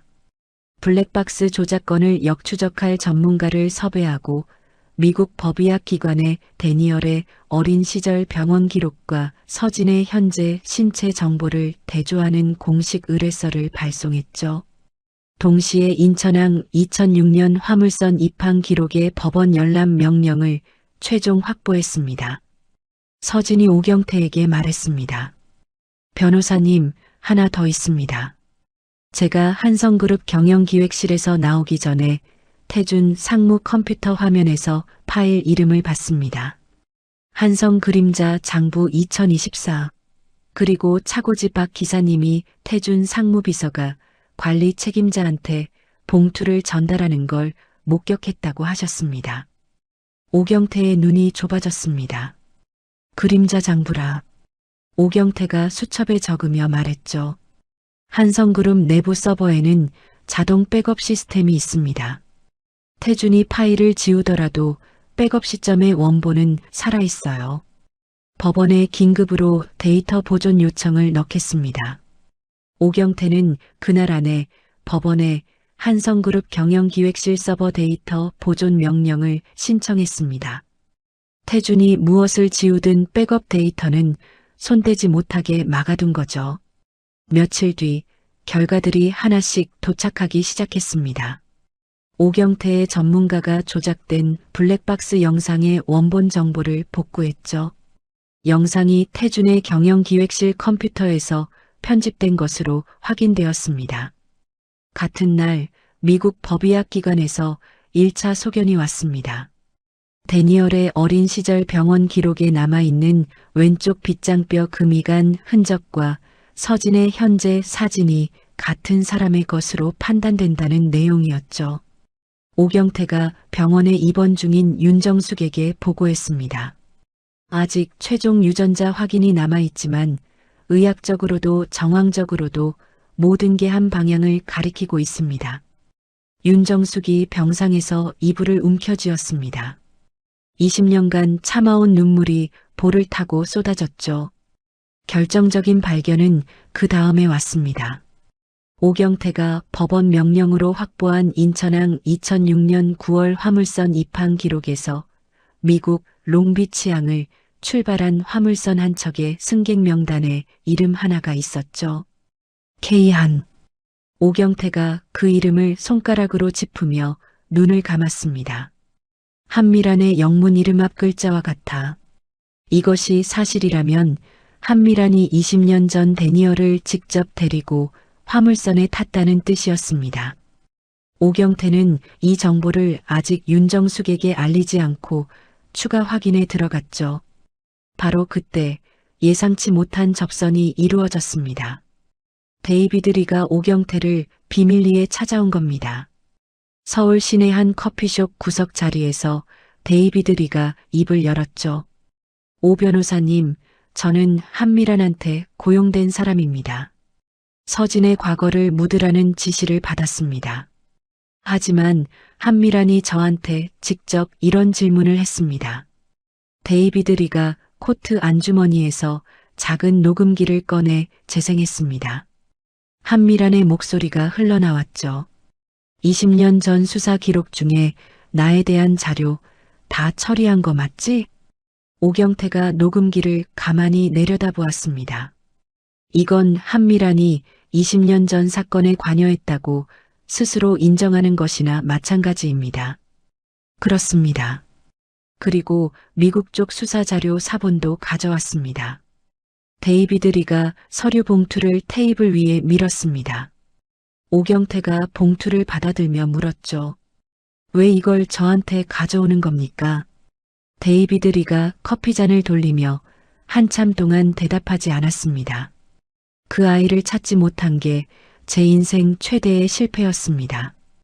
20년이 지나서라도 빚을 갚고 싶습니다. 오경태는 그날 바로 법원에 데이비드 리의 녹음에 대한 증거 보존 신청을 접수했습니다. 녹음이 나중에 재판에서 증거로 쓰일 수 있도록 법적 절차를 밟아둔 거죠. 오경태가 서진과 단독으로 만났습니다. 테이블 위에 두 장의 사진을 나란히 놓았죠. 하나는 서진이 김 선생님에게 받은 사진, 다른 하나는 윤정숙의 미국 저택 거실에 걸려있던 사진이었습니다. 같은 장소, 같은 시점, 같은 옷을 입은 같은 아이. 서진 씨. 오경태가 서진의 눈을 바라보며 말했습니다. 서진 씨의 본명은 윤준우입니다. 영어 이름은 데니얼 윤. 한성그룹 윤정숙 회장의 친아들입니다. 서진이 두 사진을 번갈아 내려다보았습니다. 입술이 떨렸지만 아무 말도 나오지 않았죠. 눈물만 뺨을 타고 흘러내렸습니다. 한참 뒤 서진이 목소리를 겨우 짜냈습니다. 회장님, 아니 어머니를 한 번만이라도 볼 수 있습니까? 오경태가 고개를 끄덕였습니다. 비밀 상봉을 주선하겠습니다. 하지만 서진 씨, 지금 바로 진실을 공개하면 태준과 한미란이 증거를 없애고 도망칠 수 있습니다. 유전자 최종 결과가 나오는 2주 안에 태준의 횡령 증거까지 확보한 뒤 이사회에서 한꺼번에 공개해야 합니다. 서진이 눈물을 손등으로 닦으며 고개를 끄덕였습니다. 상봉 전날 밤 서진은 원룸에서 사진을 손에 쥔 채 잠들지 못했습니다. 눈을 감으면 기억들이 더 선명하게 밀려왔죠. 보조바퀴 달린 자전거를 타고 야자수 길을 달리던 자신, 큰 부엌에서 키가 큰 여자가 영어로 좋은 아침이라고 말하며 접시를 내밀던 장면, 밤에 침대에 누우면 이불을 여며주며 자장가를 불러주던 목소리. 서진은 이것이 꿈이 아니라 자신의 진짜 과거였음을 온전히 받아들였습니다. 다음 날 저녁 윤정숙이 병원 외출 허가를 받아 관저 서재에 앉아 있었습니다. 오경태가 문 앞에 서서 안을 지켜보고 있었죠. 서재 문이 열리고 서진이 들어왔습니다. 두 사람이 마주 앉았습니다. 윤정숙이 떨리는 손을 뻗어 서진의 왼쪽 빗장뼈 부위를 만졌습니다. 3살 때 계단에서 넘어져서 여기가 금이 갔었어. 내가 병원에서 밤새 안고 울었다. 서진의 눈에서 눈물이 걷잡을 수 없이 쏟아졌습니다. 윤정숙이 서진을 끌어안았죠. 데니얼, 엄마가 늦어서 미안하다. 서진의 입에서 20년 만에 한마디가 나왔습니다. 엄마. 오경태가 소리 없이 서재를 나와 문을 닫았습니다. 서재 안에서 두 사람의 울음소리만 오래도록 이어졌죠. 다음 날부터 오경태는 최종 작업에 박차를 가했습니다. 서진의 유전자 검사 시료를 미국 법의학 기관에 빠른 배송으로 보냈죠. 법원 명령으로 확보한 한성그룹 서버 백업 데이터를 회계 전문가에게 넘겨 태준의 그림자 장부와 실제 회사 돈의 흐름을 대조하는 작업도 동시에 돌렸습니다. 블랙박스 조작 추적 결과와 차고지 관리 책임자가 태준 비서에게 봉투를 받는 장면이 찍힌 영상까지 확보했죠. 오경태는 이 기간에 서진에게 한 가지를 더 부탁했습니다. 서진 씨, 한성그룹의 미래 전략 보고서를 하나 써주십시오. 미국 시장 진출 계획과 경영 방향을 담은 겁니다. 서진이 고개를 갸웃했죠. 보고서요? 지금 그게 왜 필요합니까? 이사회에서 서진 씨의 정체만 밝히는 게 아닙니다. 서진 씨가 이 회사를 이끌 능력이 있다는 것도 함께 보여줘야 합니다. 서진은 2주 동안 원룸 책상에서 밤을 새워가며 보고서를 완성했습니다. 오경태는 이사회 일주일 전에 이 보고서를 이사진에게 사전에 보내두었죠. 비공식적으로 이사진의 반응을 미리 확인해두는 치밀한 사전 작업이었습니다. 2주가 다 되어가는 날 미국 법의학 기관에서 최종 유전자 감정 결과가 도착했습니다. 서진과 윤정숙이 모자 관계일 확률 99.99%. 같은 시각 박 기사가 서진에게 전화를 걸었습니다. 서진아, 태준 상무가 회사에서 서류를 잔뜩 파쇄하고 있어. 서진이 곧바로 오경태에게 연락했죠. 오경태가 전화기 너머에서 침착하게 대답했습니다. 걱정하지 마십시오. 서버 백업 데이터는 이미 법원 명령으로 보존해뒀습니다. 태준이 아무리 종이를 갈아도 컴퓨터 속 기록은 살아있습니다. 오경태가 말을 이었습니다. 다 됐습니다. 내일 이사회입니다. 서진이 전화를 끊고 책상 위에 놓인 사진을 들여다보았습니다. 5살의 데니얼이 야자수 앞에서 웃고 있었죠. 이제 집에 가자. 한성그룹 정기 이사회가 열리는 날 아침이었습니다. 윤정숙이 병원 의료진의 만류를 뿌리치고 병실 옷걸이에서 코트를 집어들었죠. 회장님, 오늘은 정말 안 됩니다. 심장이 아직 오늘 아니면 안 돼. 윤정숙이 의료진의 말을 잘라내며 병실 문을 열었습니다. 지하 주차장에서 박 기사가 운전석에 앉아 기다리고 있었죠. 회장님, 오랜만에 제가 모십니다. 고마워, 박 기사. 윤정숙이 뒷좌석에 앉아 핸드백을 열었습니다. 유전자 감정 보고서 공증 서류를 손끝으로 한번 만진 뒤 응급 심장약이 핸드백 안에 있는지 확인했죠. 본사에 도착한 윤정숙이 차에서 내렸습니다. 정문을 지나는 윤정숙의 걸음에는 20년간 볼 수 없었던 단단한 힘이 실려 있었죠. 이사회장 안, 이사진 12명이 둥근 테이블에 앉아 있었습니다. 정기 안건이 차례대로 진행되었죠. 마지막 안건이 끝나자 윤정숙이 자리에서 일어났습니다. 임시 안건을 하나 상정하겠습니다. 윤정숙이 고개를 돌려 회의장 문 쪽을 바라보았습니다. 문이 열렸죠. 검은 정장을 갖춰 입은 서진이 오경태와 나란히 걸어 들어왔습니다. 태준이 의자에서 벌떡 일어났습니다. 이모, 저 사람은 해고된 운전기사입니다. 왜 이사회에 들어옵니까? 윤정숙이 태준을 쳐다보지도 않고 마이크 앞에 섰습니다. 회의장 정면 스크린이 켜졌죠. 20년 전 저는 미국에서 5살짜리 아들을 잃었습니다. 이사진의 시선이 윤정숙에게 모였습니다. 윤정숙이 스크린을 가리키며 말을 이었죠. 제 아들 데니얼은 2006년 8월에 미국 베벌리힐스 자택에서 사라졌습니다. 한 달 뒤인 9월 인천항 인근에서 신원불명의 만 5세 남아가 발견되어 고아원에 입소했습니다. 그 아이는 한국말을 하나도 못했고 영어로만 울면서 엄마를 찾았습니다. 스크린에 고아원 입소 기록이 떠올랐습니다. 그 아이가 성장하여 이 회사의 운전기사로 채용되었고 저는 이 청년이 미국 서부 출신만 쓸 수 있는 억양으로 영어를 구사하는 것을 확인했습니다. 스크린이 바뀌었죠. 미국 소아과 기록과 서진의 현재 신체 사진이 나란히 떴습니다. 미국 법의학 기관의 소견에 따르면 데니얼이 3살 때 다쳤던 왼쪽 빗장뼈 흔적이 이 청년의 몸에 그대로 남아 있습니다. 윤정숙이 마지막 화면을 띄웠습니다. 유전자 감정 보고서였죠. 최종 유전자 감정 결과 이 청년과 저의 모자 관계가 99.99% 확률로 확인되었습니다. 윤정숙이 서진을 바라보며 말했습니다. 이 청년 강서진의 본명은 윤준우입니다. 영어 이름은 데니얼 윤. 20년 전 납치된 제 친아들입니다. 이사회장이 술렁였습니다. 이사들이 서로를 바라보며 웅성거렸죠. 태준의 얼굴이 백지장처럼 하얘졌습니다. 윤정숙이 자리에 앉자마자 오경태가 일어섰습니다. 이사님들, 2번째 안건이 있습니다.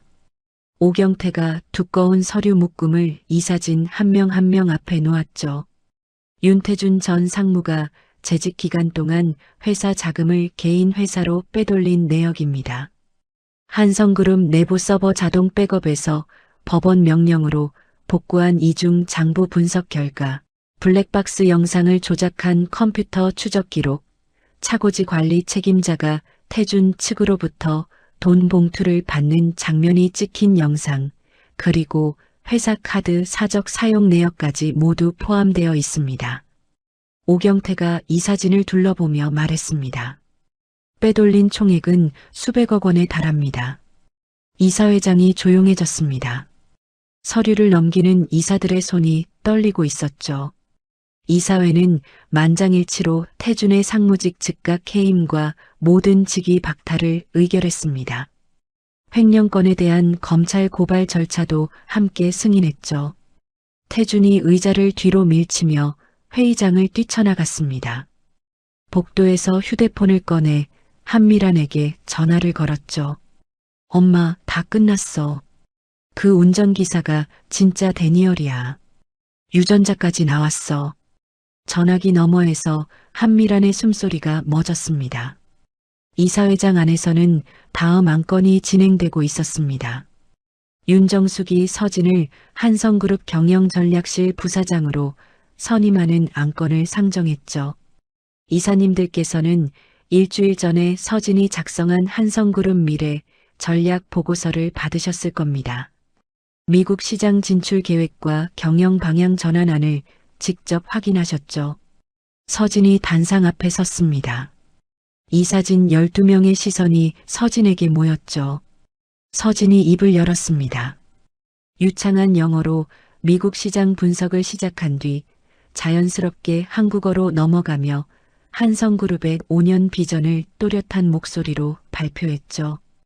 이사진이 고개를 끄덕이기 시작했습니다. 만장일치 가결.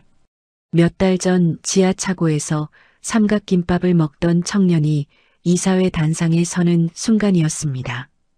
이사회가 끝난 뒤 본사 로비에서 윤정숙과 서진이 나란히 걸어 나왔습니다.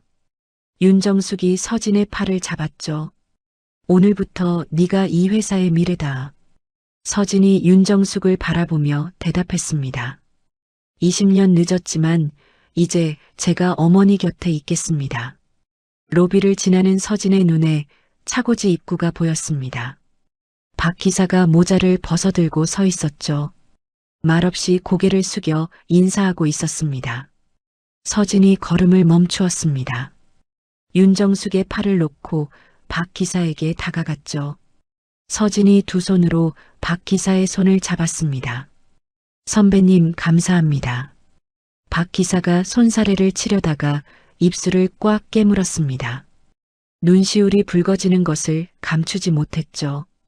그 뒤로 며칠간 서진의 새로운 일상이 시작되었습니다. 부사장실에서 뉴욕 본사와 화상회의를 진행하고 주말에는 윤정숙과 관저에서 함께 식사했죠. 김 선생님을 관저로 초대해 저녁을 대접하기도 했습니다. 윤정숙의 건강도 눈에 띄게 달라졌습니다. 의료진이 수술 시기를 늦출 수 있겠다고 판단할 만큼 몸 상태가 안정되었죠. 서진의 첫 공식 업무는 전화로 살려낸 미국 헬스케어 펀드 계약의 후속 협상이었습니다. 화상회의 화면에 뉴욕 본사 재무총괄 마이클의 얼굴이 떴죠. 잠깐, 당신이 그날 전화를 받은 사람입니까? 서진이 웃으며 고개를 끄덕였습니다. 네, 접니다. 마이클이 두 손을 들어 올리며 웃었죠. 그날 당신 목소리 듣고 우리 쪽 사람인 줄 알았습니다. 서진은 그 자리에서 원래 조건보다 더 좋은 조건으로 계약을 마무리했습니다. 점심시간 서진이 도시락 2개를 들고 차고지로 내려왔습니다. 박 기사가 눈을 동그랗게 떴죠.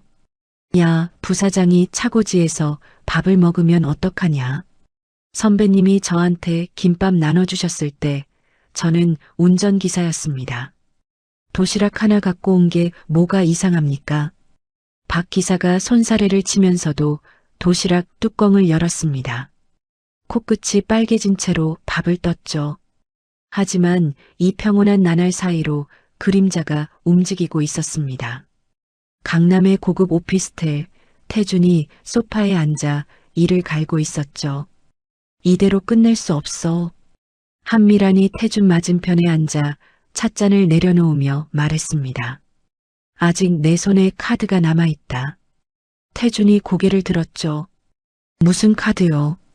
한미란이 핸드백에서 낡은 서류 묶음을 꺼내 테이블 위에 올렸습니다.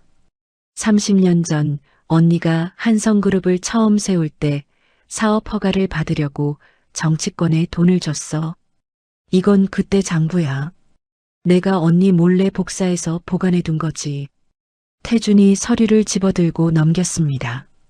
이게 세상에 나가면 한성그룹 주가가 떨어지고 상장 자격 심사가 시작되고 해외 투자자들이 다 빠져나가요. 서진이가 따낸 미국 계약도 날아가죠. 한미란이 서류를 태준의 손에서 가져가며 말했습니다.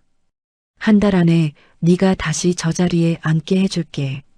태준이 고개를 끄덕이다가 멈추었습니다. 엄마, 이사회에서 데니얼 납치건 이야기가 나왔는데 엄마가 정말 아무 관계 없는 거 맞아? 한미란의 눈빛이 순간 흔들렸습니다. 하지만 곧 태준을 쏘아보며 입을 열었죠. 그런 말 다시 하면 가만 안 둔다. 태준은 입을 다물었습니다. 하지만 어머니를 바라보는 태준의 눈 안에 무언가가 더 깊이 박혀들었죠. 같은 시각 윤정숙의 관저 서재. 서진과 윤정숙이 나란히 앉아 오래된 가족 앨범을 넘기고 있었습니다. 산타모니카 해변 관람차 앞에서 찍은 사진이 나왔죠. 서진이 사진을 손가락으로 짚으며 말했습니다. 이 관람차 기억나요? 무서워서 울었는데 엄마가 꼭 안아줬어요. 윤정숙이 서진의 어깨에 머리를 기대며 웃었습니다. 네가 울면서도 한 번 더 타겠다고 떼를 썼지. 서진이 웃었습니다. 윤정숙도 웃었죠. 서재 안에 두 사람의 웃음소리가 가득 찼습니다. 서진이 부사장으로 취임한 지 한 달이 지난 어느 아침이었습니다. 한성그룹 본사 1층 로비에서 소란이 일었죠. 저는 윤정숙 회장의 친동생입니다. 비켜요. 한미란이 경비원 2명 사이에서 목소리를 높이고 있었습니다. 경비원이 앞을 막아서자 한미란이 핸드백으로 경비원의 팔을 쳐냈죠. 보안실에서 이 장면을 확인한 비서실장이 회장실로 달려갔습니다. 회장님, 한미란 여사가 로비에서 소란을 피우고 있습니다. 윤정숙이 눈을 감고 한참을 가만히 앉아 있었습니다. 올려보내. 회장실 문이 열리고 한미란이 들어왔습니다. 코트깃을 여미며 소파에 앉은 한미란의 입꼬리가 올라가 있었죠. 언니, 오랜만이야. 윤정숙이 책상 뒤에 앉은 채 한미란을 바라보았습니다. 볼 일이 뭐냐? 한미란이 다리를 꼬며 본론을 꺼냈습니다. 태준이를 복직시켜. 그리고 그 운전기사한테 준 부사장 자리도 돌려놔. 안 돼. 언니, 내가 부탁하는 거야. 부탁이 아니라 협박하러 온 거 아니냐? 할 말 있으면 빨리 해. 한미란의 눈이 가늘어졌습니다. 품에서 봉투 하나를 꺼내 테이블 위에 던졌죠. 30년 전 정치자금 장부야. 언니가 한성그룹 세울 때 정치권에 돈 건넨 기록.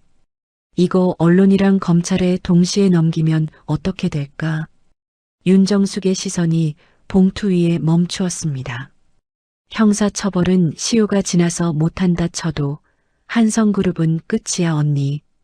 주가 떨어지고 상장 자격심사 들어가고 해외 투자자 다 빠져나가고 서진이가 따냈다는 미국 계약도 날아가지. 한미란이 소파 등받이에 기대며 말했습니다. 사흘 줄게. 답 안 주면 검찰이랑 언론에 동시에 넘긴다. 윤정숙의 표정이 순간 굳었습니다. 하지만 그것은 찰나였죠. 30년 전 장부를 갖고 있었다는 건 그때부터 나를 배신할 준비를 하고 있었다는 뜻이구나. 한미란의 입꼬리가 내려갔습니다. 답 안 하는 거야, 언니? 했잖아. 안 된다고. 한미란이 자리에서 일어났습니다. 후회할 거야. 한미란이 회장실 문을 열고 나갔습니다. 한미란의 뒷모습을 바라보는 윤정숙의 눈에는 슬픔이 아니라 차가운 결의가 서려 있었죠. 그날 저녁 윤정숙의 관저 서재에 오경태와 서진이 모였습니다. 윤정숙이 한미란의 협박 내용을 전했죠. 오경태가 팔짱을 끼고 잠시 생각한 뒤 입을 열었습니다. 형사처벌은 시효가 끝나서 못합니다. 하지만 그게 문제가 아닙니다. 이 장부가 언론에 나가면 한성그룹 주가가 단기간에 크게 떨어질 수 있습니다. 금융당국이 상장 자격심사에 들어갈 거고 지금 진행 중인 미국 계약도 깨질 수 있습니다. 서진이 주먹을 무릎 위에 올려놓으며 물었습니다. 그러면 어떻게 해야 합니까? 오경태가 고개를 들었습니다. 이건 오히려 기회입니다. 한미란이 스스로 덫에 걸어 들어온 겁니다. 오경태가 손가락을 꼽으며 전략을 설명했죠. 첫째, 한미란이 회장실에서 협박한 장면이 회장실 보안 카메라에 다 찍혀 있습니다. 이것만으로도 공갈 미수 증거가 됩니다. 둘째, 한미란이 실제로 장부를 언론에 넘기도록 유도하면 현행범으로 잡을 수 있습니다. 셋째, 한성그룹이 먼저 과거 정치자금 문제를 자진해서 공개하면 한미란의 무기는 힘을 잃습니다. 오경태가 서류 가방에서 문서 묶음을 꺼냈습니다.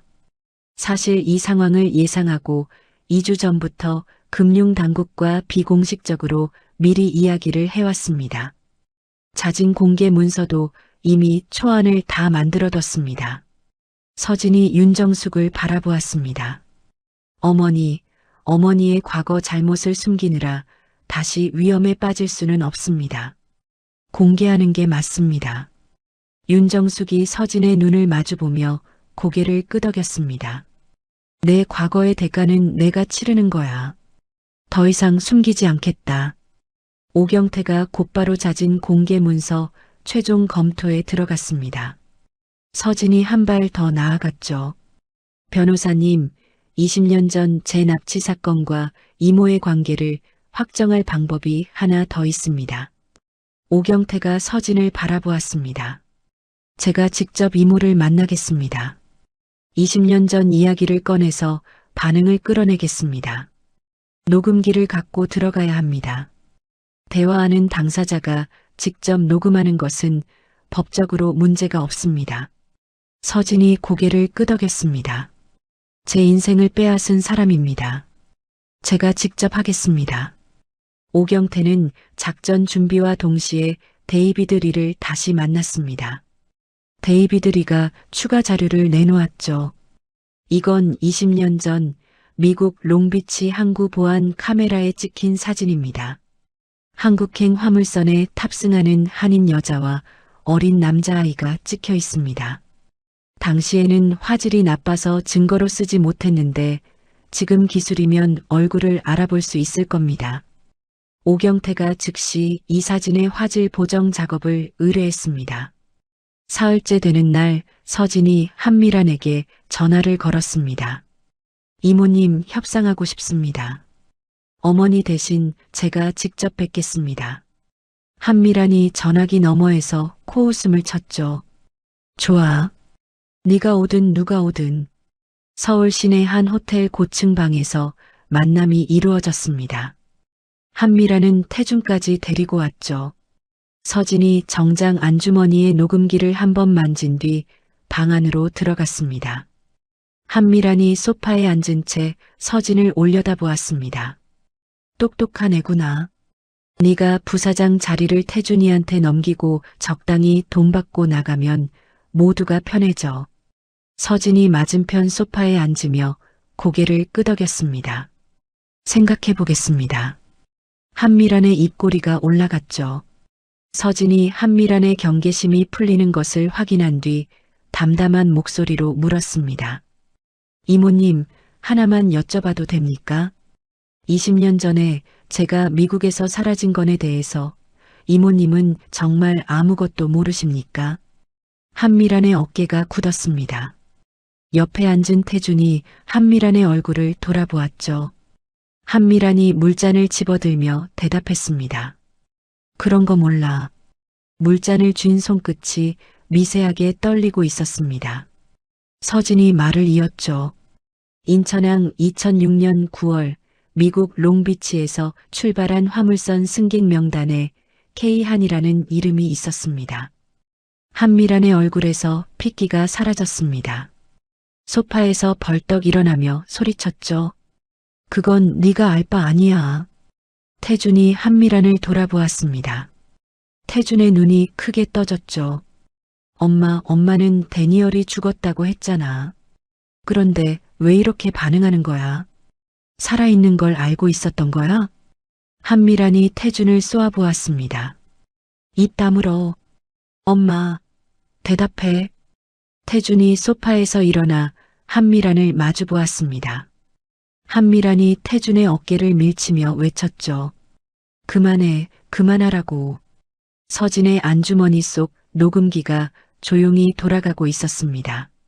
서진이 자리에서 일어났습니다. 사흘 뒤가 아니라 오늘이 마지막입니다. 서진이 방문을 열고 나갔습니다. 문이 닫힌 뒤 한미란의 얼굴이 일그러졌죠. 녹음한 거 아니야, 저게.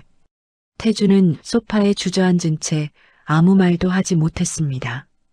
어머니가 20년 전 사촌을 납치하는데 관여했다는 사실이 머릿속에서 맴돌았죠. 호텔 건물을 나선 서진이 근처 카페에서 기다리고 있던 오경태와 합류했습니다. 녹음 파일을 확인한 오경태가 고개를 끄덕였죠. 공갈 미수 횡령 공모 그리고 20년 전 아이를 납치한 정황까지 확보했습니다. 어린아이를 빼앗은 범죄는 아이가 발견되지 않은 동안에는 범죄가 끝나지 않은 것으로 봅니다. 서진 씨가 올해 발견되었으니 지금도 수사하고 처벌할 수 있습니다. 오경태가 서류를 정리하며 말했습니다. 내일 아침 검찰에 고발장과 모든 자료를 제출하겠습니다. 서진이 눈을 감았습니다. 자신의 인생을 빼앗은 사람이 어머니의 친동생이었다는 무게가 어깨를 짓눌렀죠. 서진이 눈을 떴습니다. 이제 끝내겠습니다. 오경태가 서진의 어깨를 잡았습니다. 혼자가 아닙니다. 같은 시각 호텔 방 안에서 한미란이 옷장을 열어 짐을 싸기 시작했습니다. 태주는 소파에서 일어나지 못한 채 두 손으로 얼굴을 감싸고 있었죠. 다음 날 아침 9시 오경태가 서울중앙지검 민원실 앞에 섰습니다. 손에는 두꺼운 서류 상자 2개가 들려 있었죠. 고발장에는 한미란의 공갈 미수와 20년 전 어린아이 납치 관여 혐의, 태준의 수백억 원 횡령과 증거 조작 혐의가 적혀 있었습니다.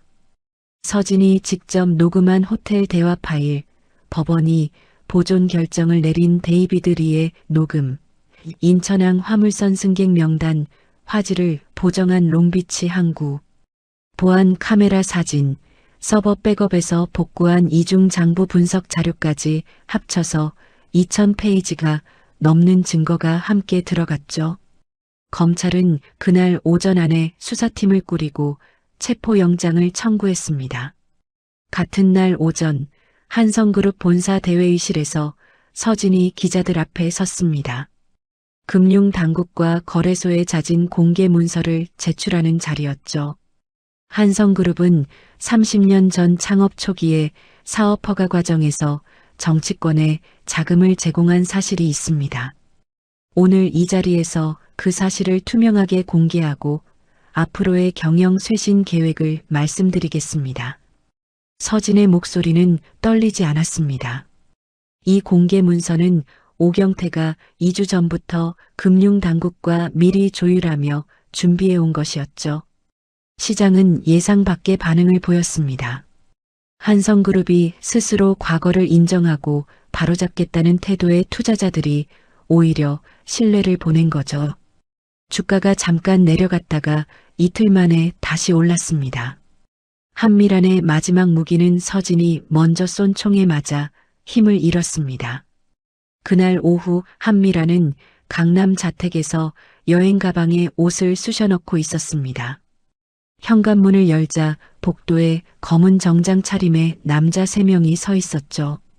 한미란 씨, 공갈 미수 및 어린이 납치 관여 혐의로 체포합니다. 수사관이 영장을 내밀었습니다. 저는 윤정숙 회장의 동생이에요. 이게 무슨 짓이야? 한미란이 버둥거렸지만 양손에 수갑이 채워졌습니다. 엘리베이터를 향해 끌려가는 한미란의 비명이 복도에 울렸죠. 같은 시각 태준의 오피스텔 문 앞에서도 수사관들이 문을 두드리고 있었습니다. 문이 열리자 태준이 맨발에 구겨진 옷차림으로 서 있었죠. 밤새 잠을 자지 못한 얼굴이었습니다. 윤태준 씨, 회사 자금 횡령 및 증거 조작 혐의로 체포합니다. 태준은 저항하지 않았습니다. 양손을 앞으로 내밀었죠. 수갑이 채워지는 동안 태주는 바닥만 바라보고 있었습니다. 체포 소식은 곧바로 뉴스에 올랐습니다. 한성그룹 여회장의 동생이 20년 전 친조카 납치 혐의로 체포되고 전 상무가 수백억 횡령으로 구속되었다는 기사가 모든 언론에 실렸죠.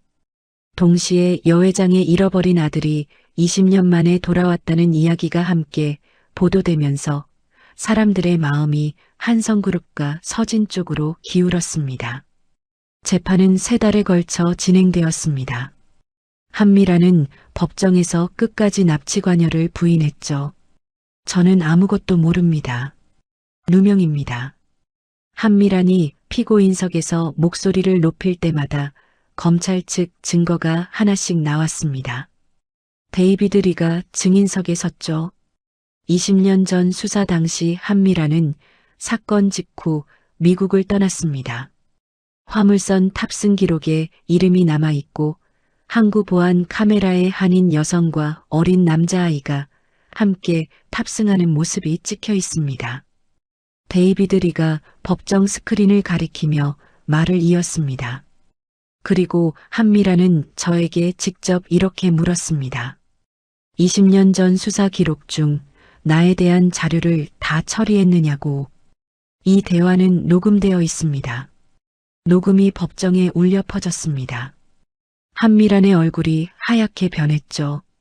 이어서 오경태가 추적한 당시 화물선 선장이 증인석에 앉았습니다. 70대의 마른 노인이었죠. 20년 전에 한인 여자가 어린 남자아이를 데리고 화물선에 탔습니다. 아이가 영어로 울면서 엄마를 찾았어요. 그 여자는 아이의 엄마가 아닌 것 같았습니다. 아이가 여자를 밀치면서 울었거든요. 방청석이 웅성거렸습니다. 재판의 마지막 반전은 태준이 만들었습니다. 태준이 증인석에 섰죠. 어머니는 저에게 데니얼은 20년 전에 죽었다고 말했습니다. 태준이 천천히 말을 이었습니다. 그런데 서진이 영어를 한다는 보고를 받았을 때 어머니의 안색이 창백하게 변했습니다. 호텔에서 화물선 이야기가 나왔을 때 어머니는 살아있는 걸 처음부터 알고 있었던 것처럼 반응했습니다. 태준이 피고인석의 한미란을 바라보았습니다. 죽은 줄 알았다면 왜 화물선 승객 명단에 그렇게 놀란 겁니까? 엄마. 한미란이 두 손으로 얼굴을 감싸쥐었습니다. 어깨가 크게 흔들렸죠. 방청석에서 윤정숙이 서진의 손을 꽉 잡았습니다. 윤정숙의 볼 위로 눈물이 흘러내렸죠. 최종 선고일. 재판장이 판결문을 읽었습니다. 피해자가 20년간 발견되지 않은 상태였으므로 범죄가 끝나지 않은 것으로 봅니다. 피고인 한미란에게 어린이 납치 및 공갈 미수 혐의로 징역 15년을 선고합니다. 재판장이 한미란을 바라보며 말을 이었죠. 피고인은 친언니의 아이를 납치하여 가족에게 20년간 씻을 수 없는 고통을 안겼습니다. 어떤 이유로도 정당화될 수 없는 일입니다. 태준에게는 횡령 및 증거 조작 혐의로 징역 8년과 빼돌린 돈 전액 환수가 선고되었습니다. 법정을 나가는 한미란이 윤정숙에게 고개를 돌렸습니다. 언니 용서해줘.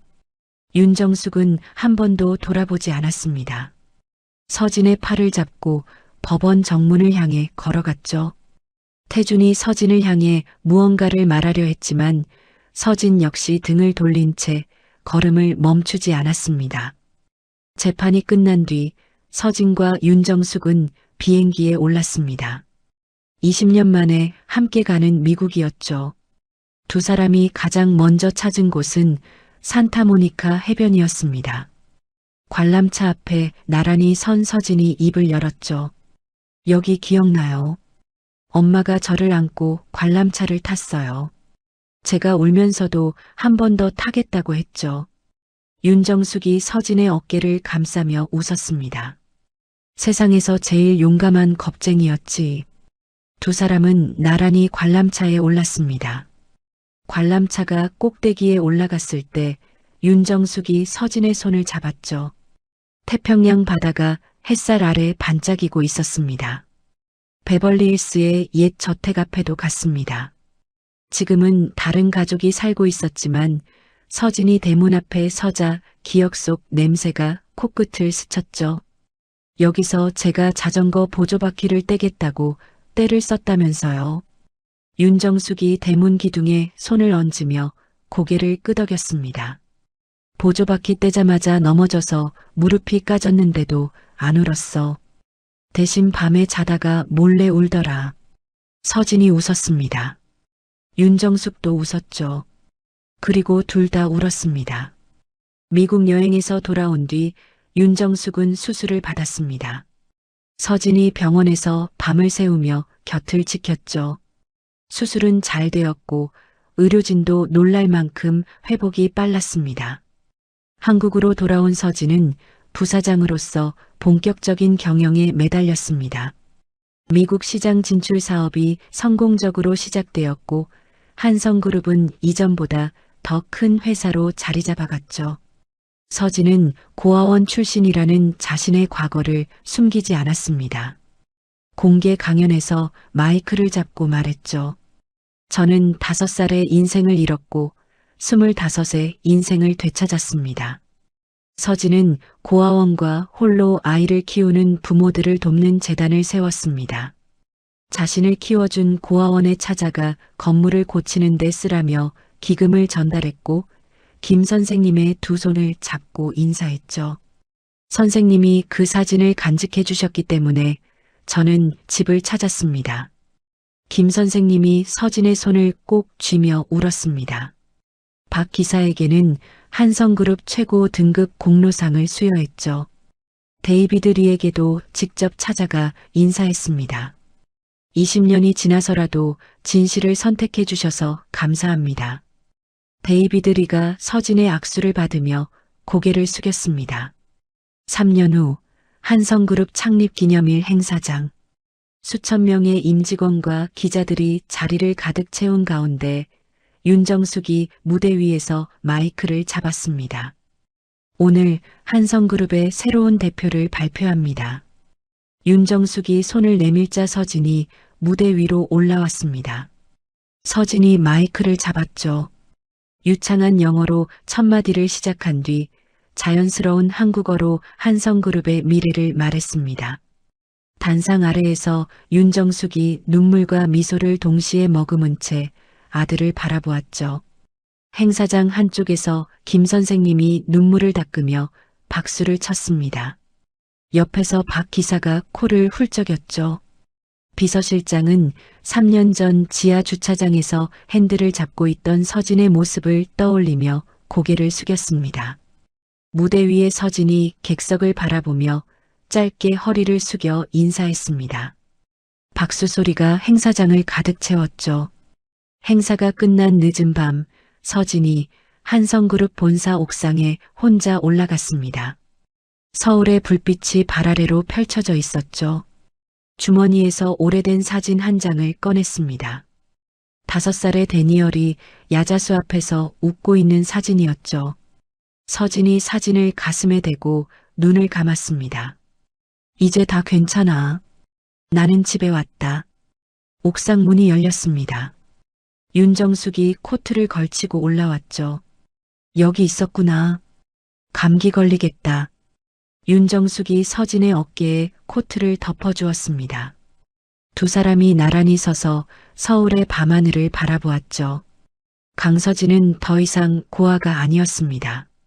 서진에게는 이름이 있었고 어머니가 있었고 그리고 마침내 집이 있었습니다. 20년이라는 시간은 한 사람을 완전히 지울 수 있을 만큼 긴 시간입니다. 이름도 지워지고 얼굴도 흐려지고 목소리도 잊히죠. 하지만 윤정숙은 단 하루도 잊은 적이 없었습니다. 매일 밤 금고 속 앨범을 열지 못하면서도 그 앨범이 거기 있다는 것만으로 버텼습니다. 서진도 마찬가지였습니다. 기억하지 못한다고 생각했지만 몸은 계속 기억하고 있었죠. 야자수 길의 햇살, 부엌에서 나던 달콤한 냄새, 잠들기 전에 들려오던 자장가. 그 파편들이 20년 동안 서진의 안에서 조용히 살아 숨쉬고 있었습니다. 결국 두 사람을 다시 이어준 것은 대단한 무언가가 아니었습니다.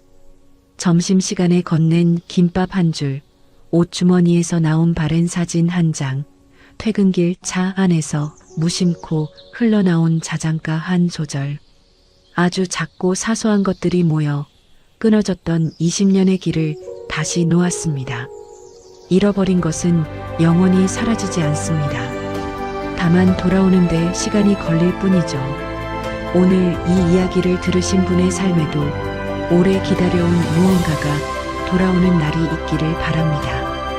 이야기를 끝까지 들어주셔서 감사합니다. 누군가의 이야기 속에서 당신의 마음이 쉬어갈 수 있길 바랍니다. 구독과 좋아요로 이 따뜻한 여정을 찬란 사연과 함께 해주세요. 다음 이야기에서 또 만나요.